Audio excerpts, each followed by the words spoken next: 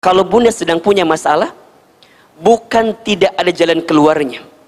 Boleh jadi jalan keluarnya tertutup. Karena apa? Karena ada debu yang menempel dalam diri kita. Maka kalau nanti kita sedang punya masalah, hari ini sedang punya masalah, hadirkan doa kita kepada siapa? Allah. Salah satu doanya yang bisa bunda amalkan ada di surat Al-Kahfi.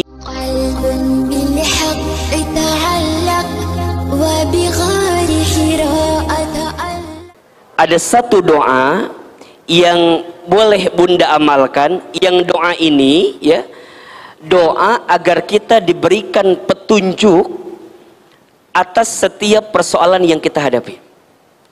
Ada masalah apa? Oh, tidak ada ya. Doanya ada di Quran surat Al-Kahfi ayat 10.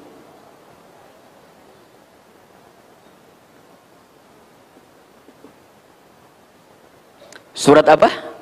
Al-Kahfi ayat berapa? Ayat 10. Coba dibuka suratnya ya.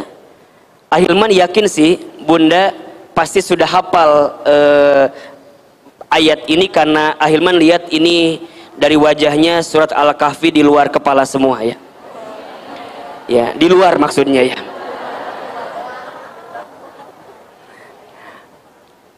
Ada ayatnya atau tidak?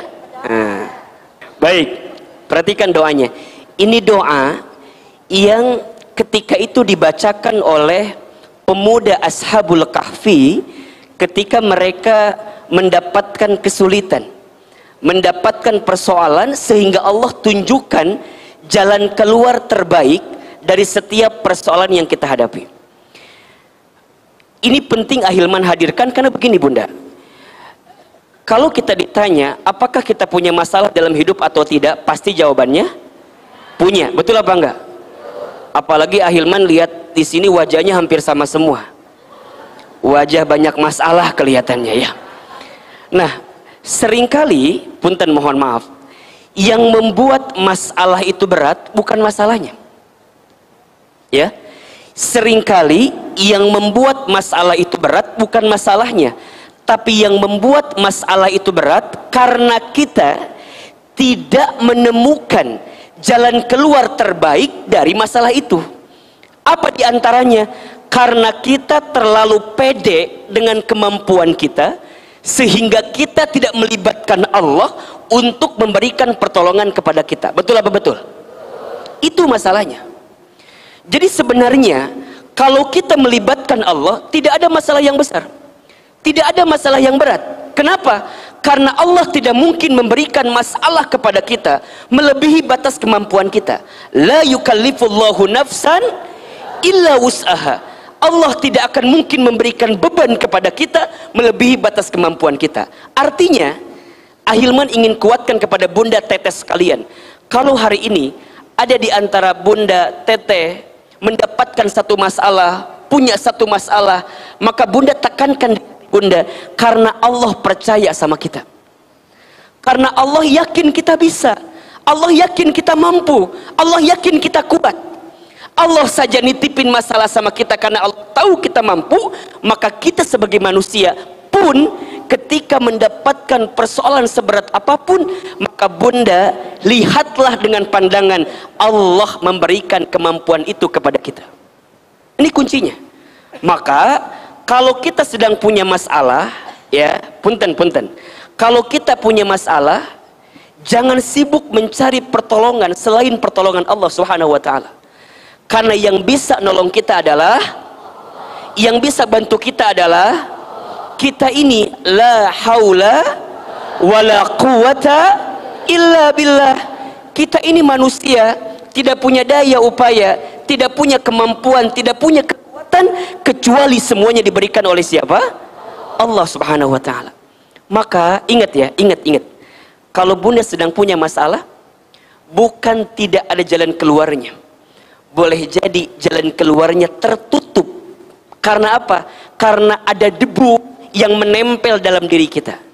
Jadi kalau bahasa gampang begini, kalau bunda punya mobil, betul? Mobil itu kaca depannya ada kotoran. Pertanyaan Ahilman, apakah jalannya yang tidak ada atau kaca mobilnya yang tertutup dengan kotoran? Kaca mobilnya yang ketutup sehingga jalannya nggak kelihatan. Banyak di antara kita yang bilang gini, aku mah udah susah bener ini, sudah buntu, ngeselir pokoknya mah. Ada bahasa udah nggak ada jalan keluar lagi, betul apa enggak? Ya, bunda kalau punya masalah di rumah tangga, punya masalah di keluarga, punya masalah dengan apapun dalam hidup, kadang-kadang suka berkata seperti itu. Udah buntu Hilman, udah nggak ada jalan keluar. Revisi kalimat itu. Bukan tidak ada jalan keluar, jalannya ada, tapi barangkali mata kita tidak bisa melihat jalan itu. Kenapa? Karena kita tidak meminta pertolongan siapa? Allah Subhanahu wa Ta'ala. Maka ingat ya, sering Hilman sampaikan, kalau kita sedang dikasih masalah, jangan minta dikecilkan masalah kita, tapi mintalah dikuatkan hati dan tubuh kita. Catat status hari Senin itu. Apa kalimatnya? Jangan minta dikecilkan masalah kita, tapi minta apa? Dikuatkan hati dan tubuh kita, diberikan ketenangan, diberikan kelembutan, diberikan kekuatan. Dan yang bisa memberikan kekuatan kepada kita adalah Allah. Maka nanti bunda ya, seberat apapun masalah kita ya, tidak ada masalah dengan masalah. Yang jadi masalah adalah sikap kita terhadap masalah itu. Bahkan Hilman seringkali sampaikan, masalah itu singkatan. Apa itu? Masalah, masa mengenal Allah. Catat status hari Selasa itu. Enggak. Jadi masalah itu apa? Singkatan, masa mengenal. Kalau kita diberikan masalah dan di saat yang bersamaan membuat kita bisa makin dekat dengan Allah, maka bunda mendapatkan nikmat yang sesungguhnya. Itu. Jadi kalau bunda punya masalah dengan suami, dengan keberadaan suami yang ngasih ujian bagi kita itu membuat bunda bisa makin dekat dengan Allah, maka boleh jadi Allah hadirkan suami yang menguji kita karena Allah sedang siapkan pahala kebaikan untuk kita. Itu poinnya, itu poinnya. Jadi kalau ada sekarang punten mohon maaf ya, diuji bab ekonominya, diuji bab keluarganya, diuji apapun dalam hidup kita, maka bunda tangkap itu semua sebagai pesan cintanya Allah kepada kita agar kita bisa mendapatkan kebaikan dari masalah itu. Karena masalah adalah masa mengenal Allah. Kalau dengan masalah bunda doanya makin panjang, bisa meneteskan air mata, bisa hadir di taklim, bisa sholat malam, bisa sholat duha, bukankah itu nikmat? Betul? Bukankah itu anugerah terbesar dari Allah Subhanahu wa Ta'ala? Boleh jadi Allah ingatkan kita dengan masalah yang datang karena Allah rindu dengan kita. Makanya apa kata Nabi? Man yuridillahu bihi khairan yusiba minhu. Barang siapa yang diinginkan oleh Allah mendapatkan kebaikan, yusiba minhu, maka Allah akan berikan musibah kepadanya. Allah berikan ujian kepadanya. Maka nanti dalam hadis yang lain apa kata Nabi? Inna idhomal jazai ma'a idhomil balai. Sesungguhnya besarnya pahala itu tergantung beratnya ujian. Makin berat ujiannya, makin berat pengorbanannya, maka di situ ada potensi makin besar pahalanya. Jadi kalau hidup kita nih fine-fine aja gitu ya, nggak ada masalah, nggak ada ujian, bunda harus bertanya-tanya, kok kayaknya hidup aku enak-enak aja ya. Dan di saat yang bersamaan malah kita jauh dari Allah, hati-hati. Namanya istidraj itu. Apa namanya? Istidraj. Jadi kalau kita ditinggikan, seakan-akan semuanya aman-aman saja gitu. Bunda sehat, bunda bahagia, hartanya luar biasa. Tapi di saat yang bersamaan, tidak membuat kita makin dekat dengan Allah. Apa namanya? Istidraj. Makanya kadang-kadang kita jangan enjoy kalau nggak diuji. Jangan-jangan ujiannya ada pada bab yang membahagiakan itu. Makanya yang namanya ujian itu bukan yang sedih-sedih aja. Kadang-kadang yang menyenangkan pun juga ujian. Betul apa enggak? Bunda punya suami soleh, ujian atau bukan? Ujian. Bunda punya suami ganteng, ujian atau bukan? Punya suami kurang ganteng? Ujian ya. Ujian banget itu. Jadi ya. Jadi kadang-kadang ujian tuh nggak harus yang menyedihkan saja, yang menyenangkan pun juga adalah ujian. Jadi sebenarnya yang seringkali membuat seseorang tidak lulus ujian bukan karena soalnya, tapi karena jawabannya. Betul apa enggak? Bunda, teteh sayang ikut ujian, hasilnya nggak lulus. Kira-kira yang salah soal atau jawaban? Jawaban. Nggak mual mungkin soal masalah, benar nggak? Iya kan? Nggak mungkin soal anak SMP dikasih ke anak SMA, nggak mungkin. Nggak mungkin anak soal SMA dikasih ke anak SMP, nggak mungkin. Soalnya sesuai dengan takaran dan tingkatannya. Yang sering kali jadi salah apa? Sikap kita, jawaban kita terhadap soal itu. Betul apa betul? Jadi sekarang jangan menyalahkan soal, jangan menyalahkan masalah. Aku teh kunaonnya meni hirup teh kieu-kieu teuing. Kumaon? Heuh kitu we cenah. Kumaha atuh? Bunda punya suami misalnya nguji bunda, kadang-kadang bertanya-tanya, Hilman, kenapa ya suami aku teh menikah ya begini? Apa nggak ketukar sama suami tetangga gitu Hilman? Dan suami tetangga meni asa soleh, meni asa bager dan segala macam. Bukan. Jangan begitu kalimatnya. Allah tidak mungkin menitipkan sesuatu kepada kita kecuali Allah menitipkan kebaikan di balik itu semua. Maka apa lanjutan hadis yang tadi? Innallaha idza ahabba qauman ibtalahum. Sesungguhnya Allah apabila sedang mencintai suatu kaum, sesungguhnya Allah apabila sedang mencintai seorang hamba, ibtalahum, Allah akan menguji hamba tersebut. Betul? Maka kalau nanti kita sedang punya masalah, hari ini sedang punya masalah, hadirkan doa kita kepada siapa? Allah. Salah satu doanya yang bisa bunda amalkan ada di surat Al-Kahfi ayat 10. Apa doanya? A'udzubillahi minasyaitonirrajim. Bismillahirrahmanirrahim. Rabbana atina min ladunka rahmah wa hayyi lana min amrina rasyada. Hilman sekali, bunda sekali. Rabbana atina min ladunka rahmah wa hayyi lana min amrina rasyada. Ulangi. Rabbana atina min ladunka rahmah wa hayyi lana min amrina rasyada. Perhatikan kalimatnya bunda. Dalam doa itu ya, kita minta sama Allah setidaknya ada dua hal yang kita minta. Yang pertama kita minta apa? Rahmah.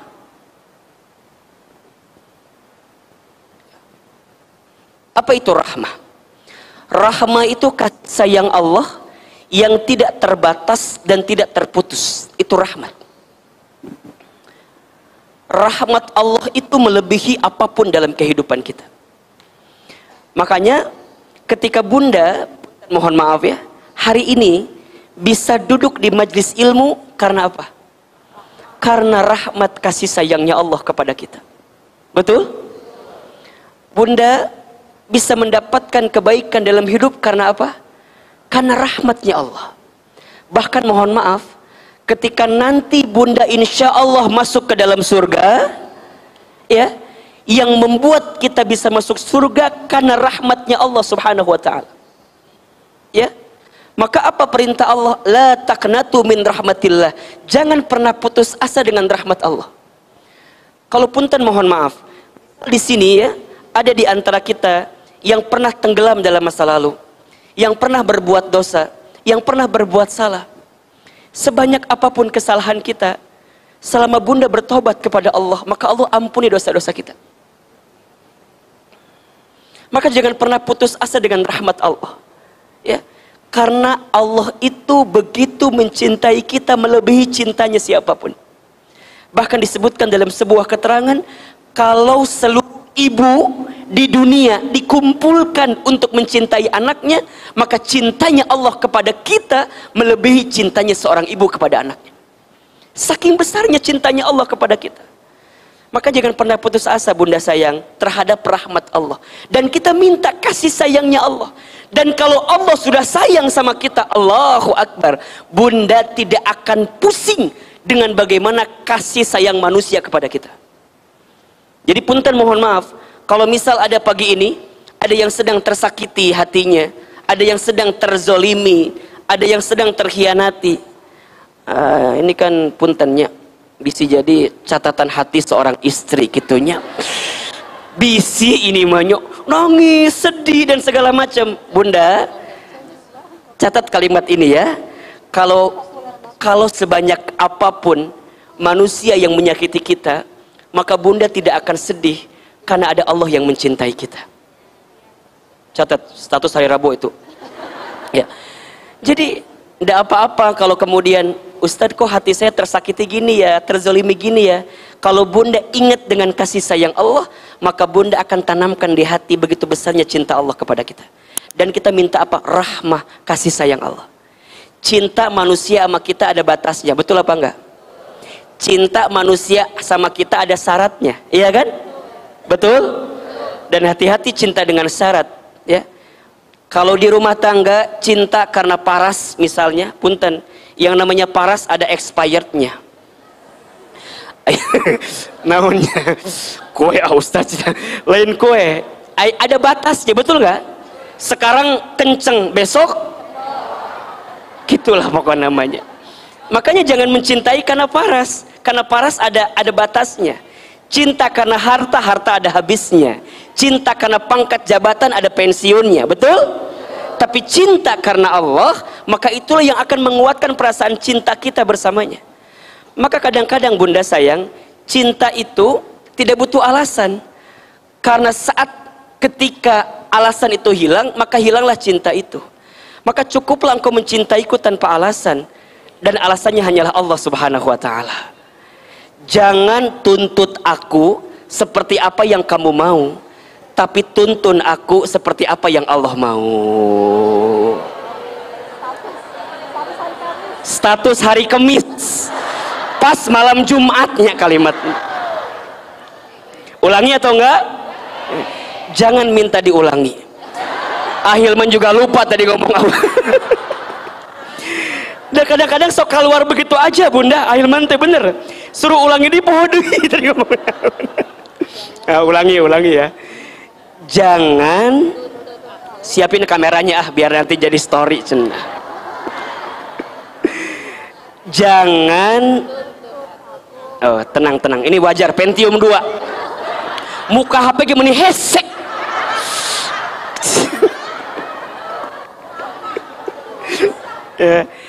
Jangan tuntut aku seperti apa yang kamu mau, tapi tuntun aku seperti apa yang Allah mau. Ulangi, jangan tuntut aku seperti apa yang kamu mau, tapi tuntun aku seperti apa yang Allah mau.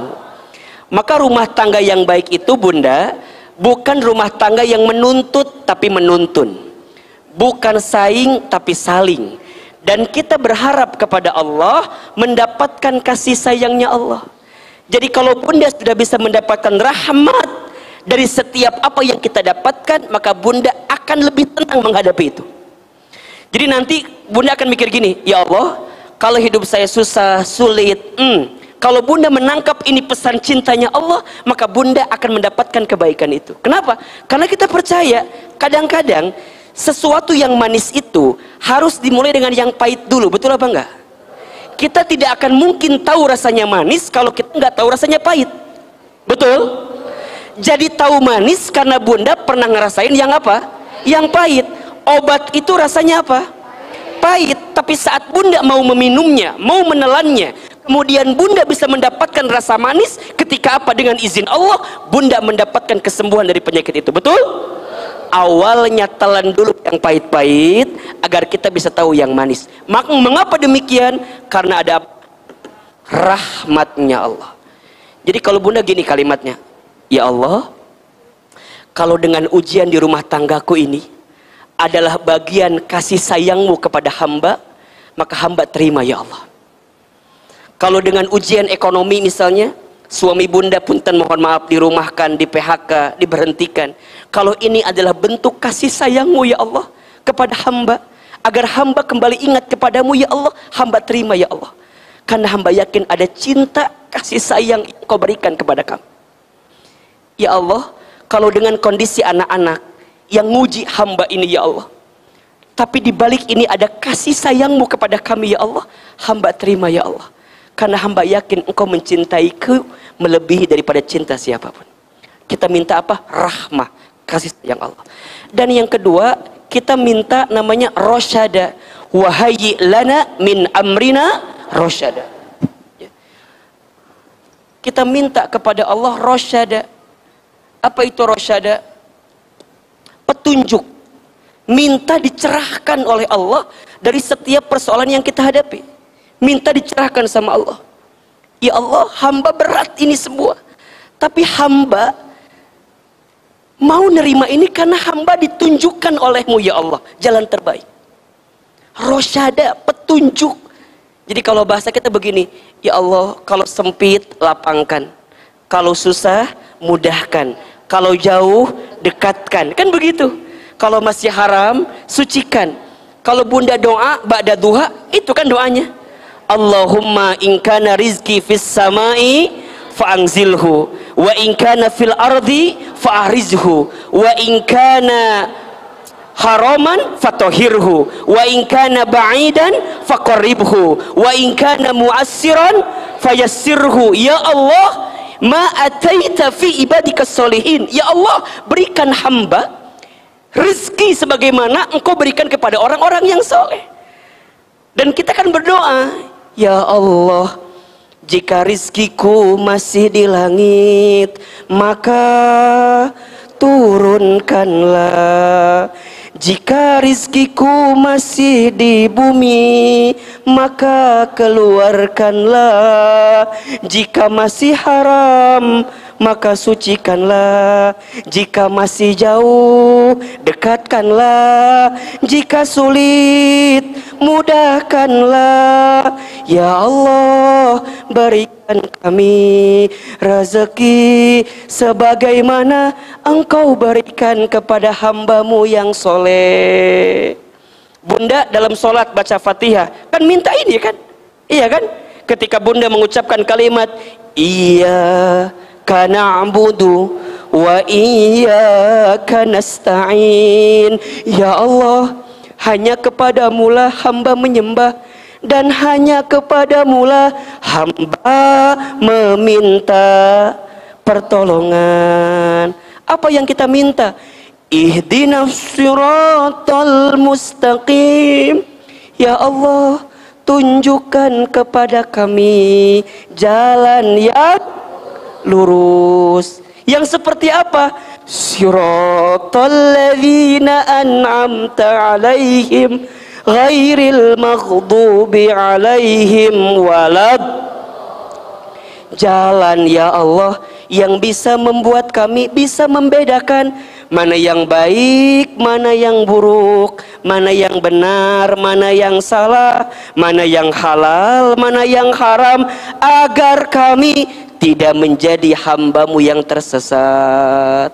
Itu permintaan kita sama Allah. Maka rosyada, minta ditunjukin sama Allah. Kalau bunda punya hutang, halo, ini wajahnya punya hutang semua, haulang kia langsung liur ahilman cenah. Kalau bunda punya hutang, kira-kira yang bunda pikirkan pertama kali apa? Bayarnya. Sekarang ganti kalimatnya, bunda pikirkan siapa? Allahnya. Kalau bunda mikirin Allahnya, ingat Allahnya, Allah akan tunjukkan kepada siapa kira-kira bunda menemukan solusi di balik hutang itu. Bahkan bunda diberikan ketenangan, jadi bunda tegar gitu loh. Ada yang nagih ke rumah, mau nyumput di hadapan kasur, mual. Dan ngesekup awak kena ayo nama. Mual, bunda akan tegar, ya Allah, kira-kira gimana kalimatnya, ya Allah. Allah tunjukkan. Fokusnya bukan ke masalah, tapi fokusnya ke siapa? Ke Allah. Bunda diuji oleh suami bunda. Jangan mikirin masalah dari suami bunda, capek. Bunda mikir gini, ya Allah kunaonnya suami aku teh meuni kieu-kieu pisan. Ya Allah mangga we aku mah Allah. Pada dicanak mangga ya Allah. Terus tekiat abi mah. Terus tekuat ya Allah abi mah. Bukan begitu maksudnya. Bunda jangan, Ustadz nah hanya suami aku teh meninggal berubah, apakah ada yang kurang dari saya? Meureun atuh. Nah akhirnya kita hafal. Apakah ada yang kurang? Itu paling baik jawabannya. Tapi Bunda jangan sesali itu. Kalau Bunda mikirnya Allah, kira-kira kalimatnya apa yang keluar? Ya Allah, Engkau titipkan suami hamba kepadaku, karena boleh jadi dengan datangnya suami hamba yang seperti itu, Engkau tunjukkan pahala kebaikan untukku ya Allah. Jadi mungkin nanti pahala Bunda masuk surga itu bukan karena ibadah Bunda yang lain, tapi kesabaran Bunda mendampingi suami Bunda. Makanya kalau Bunda punya suami yang nguji kita, lestarikan. Budidayakan. Eta teh kesempatan Bunda. Tapi karena tuh udah tekuat, kadang-kadang lamun diuji teh nya matakna ulah fokus ke suami kita. Bunda kadang-kadang suka begini, ayah teh atuh berubah, coba hargai mama. Cek suami teh sabaraha hargana. Digitukan kan nyeri hati, betul apa enggak? Bunda libatkan Allah, minta sama Allah, ya Allah hamba mohon lembutkan hati suami hamba ya Allah. Hamba sudah berbuat yang terbaik, tapi hamba yakin Engkau yang bisa merubah segalanya ya Allah. Nih teman-teman milenial yang belum nikah, ada yang belum nikah di sini? Ada? Yang mana orangnya? Ibu jangan ngacung ya, karena saya tahu mana yang belum sama yang sudah.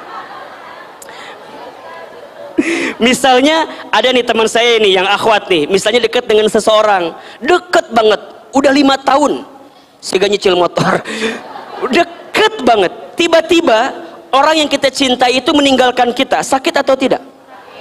Di mana sakitnya? Di dia. Sakit Ahilman, sakit betul loh. Aku teh udah berharap banget sama dia, tapi dia pergi ninggalin kita. Kalau kita fokusnya sama dia yang ninggalin kita, capek apa enggak? Capek. Kita bertanya-tanya, aku kurang apa sih? Aku teh udah perhatian banget sama kamu. Udah segala macam. Capek, dipikir-pikir liar kan? Ingat nasi goreng, ingat kemana-mana barang, ingat beak pulsa jeung kuota. Dan meureun tiap penting teh teleponan wae, benernya capek nu aya. Geus atuh ulah mikirkeun kitu, ulah galau, ulah ieu mah tahu nggak, setelah aku putus sama dia teh aku jadi nggak bisa makan apa-apa. Emang kunaon? Iya karena hampir semua menu makan pernah aku makan bersama dengan dirinya. Jadi ningali nasi inget manehna, ningali ayam inget dia, ningali kobokan daharna dina tempat eta wae, jadinya gitu.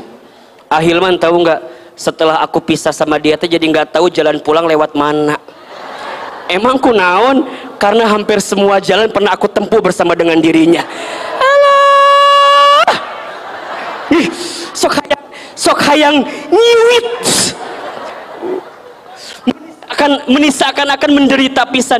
Ngeus atuh ngeus, ulah lebay gitu. Ingat, kalau kita mikirnya rahmah, kalau kita mikirnya rosyadanya Allah, kita akan mikir gini, ya Allah, dia pergi meninggalkanku karena aku yakin Engkau sedang menyiapkan orang yang lebih baik daripada dia. Nanya sama Ahilman, siapa teuing atuh.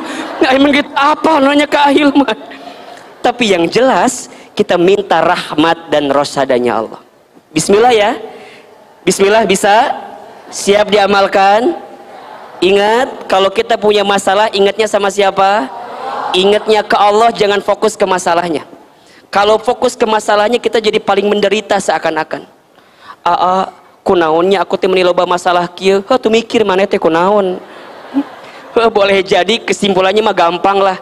Boleh jadi jauh dari siapa? Allah. Maka apa kata Allah? Wa ma asobaka min hasanatin faminallah, wa ma asobaka min sayyiatin famin nafsik. Dan apa-apa yang baik datang dari siapa? Allah. Dan apa-apa yang buruk, kesulitanmu datang dari siapa? Perbuatan kamu sendiri. Jadi sekarang ulah loba nyalahkeun batur, ulah sibuk nyari kambing hitam, kambing putih juga banyak. ulah nyalahkeun batur, capek ya. Mudah-mudahan ini di awal kajian kita, Ahilman hadirkan satu amalan doa langsung dari Al-Quran. Silahkan Bunda amalkan doa ini, bisa? Oke, sama-sama ya biar kita hafal ya. Rabbana atina min ladunka rahmah wa hayyi lana min amrina rasyada. Rabbana, ya Allah ya Tuhan kami, atina, berikan kepada kami, min ladunka, dari sisimu, rahmah, kasih sayang, wa hayyi lana, dan sempurnakan untuk kami ya Allah, min amrina, dari urusan kami, rasyada, petunjuk darimu ya Allah. Bisa kita amalkan? Insya Allah.